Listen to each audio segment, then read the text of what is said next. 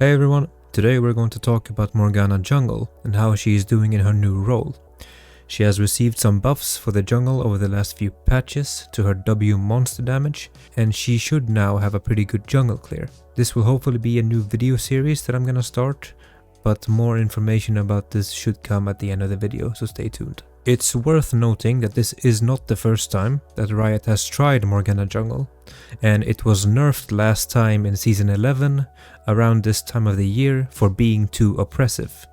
And 2 years later we are back at it once again, but this time in a slightly less OP form. This is what we call classic Riot games. She currently holds a near 51% win rate in the jungle with only 2% pick rate, so she's not very popular, but she could be hidden OP.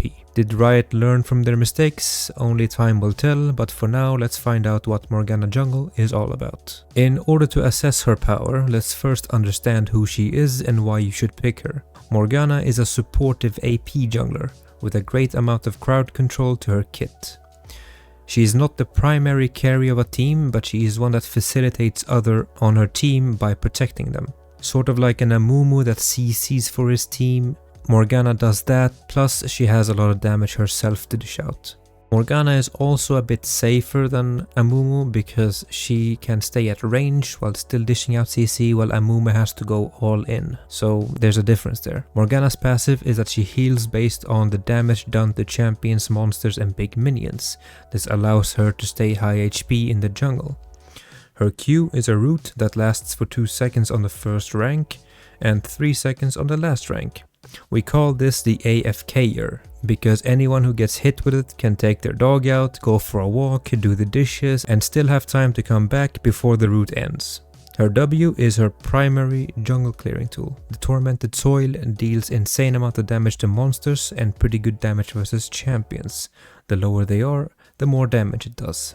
We always max W in the jungle. Her E is a spell shield that protects versus magic damage and CC while it's holding, because the shield can be broken by doing damage to it, just like any other shield. This spell is maxed last. Her ultimate is her big team fighting spell. Morgana latches onto all enemies within a radius of her, and if they are still in the radius after 3 seconds, they get stunned. Morgana excels in the jungle versus low mobility melee champions that wants to fight her or use CC spells on her. One of her hardest winning matchups in the jungle is versus Nocturne and Taliyah, because she can deny both of their primary CCs in both of their kits.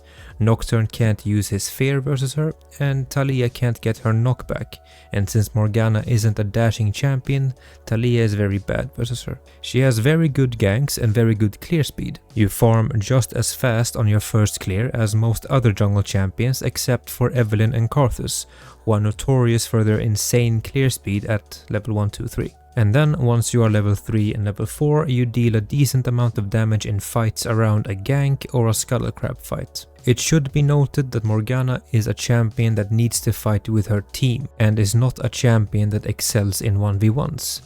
Most of the time, if you land Q on somebody, your team is going to one-shot that person because it's a pretty good visual cue that most players understand. Champion gets stunned.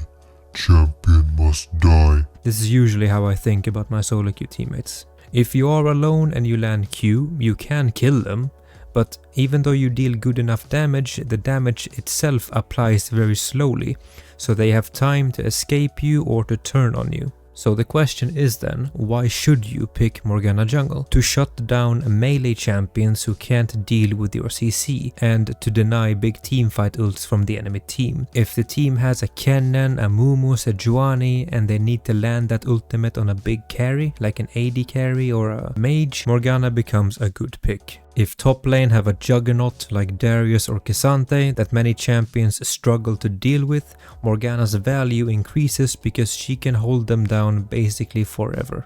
On top of that, she is also a pretty good flex pick because Morgana can be played mid lane, support, top and now jungle. Okay, that might sound good, but when should you avoid Morgana Jungle? When the enemy team has a lot of assassins who can dodge your spells or build Edge of Night and it becomes very gold efficient on them, because that item is very good versus Morgana's kit. If Morgana can't land a binding on someone, they have an easy time killing her. So what should you build on Morgana and what runes should you run?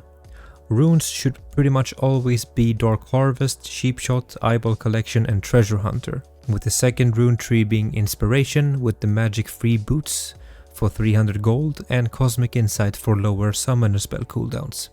You can run both Flash and Ghost on Morgana depending on what the enemy team is about. If they are mostly melee, you can run Ghost. If they are mostly ranged, you can run Flash. Her core build should always consist of Sork Shoes, Leandris and Zhonya's. These are Morgana's best items.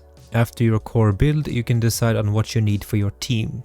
If you don't have a lot of AP damage in your comp, like you have a Yasuo mid lane and a Darius top lane, and you have at least a front line in top or support, you can go a bit more damage oriented build with Deathcap, Void Staff and Morelos. If you need to be a bit beefier, if you lack tankiness in your team, you can go Rylai's, Demonic and Frozen Heart versus AD champions and Spirit Visage versus AP champions. Banshee's Veil is also a pretty decent item on her. Your skill order should always be WQE because W is your clearing tool. You need that to do a lot of damage and you should spend a point in your ultimate whenever it's available. When it comes to your jungle clear, Morgana can start on her Raptors without a leash and she could either Raptors, Red Krugs into a gank or she can full clear as usual. Whenever you have prio, you can look to solo dragon at level 5 because Morgana's passive gives you HP back and W deals a lot of damage to big monsters. It usually takes 30 to 40 seconds depending on what dragon it is, but it always helps to ask your team to push their lanes and come help you at dragon. Later in teamfights, you should look to hit your bindings on champions that step out of line.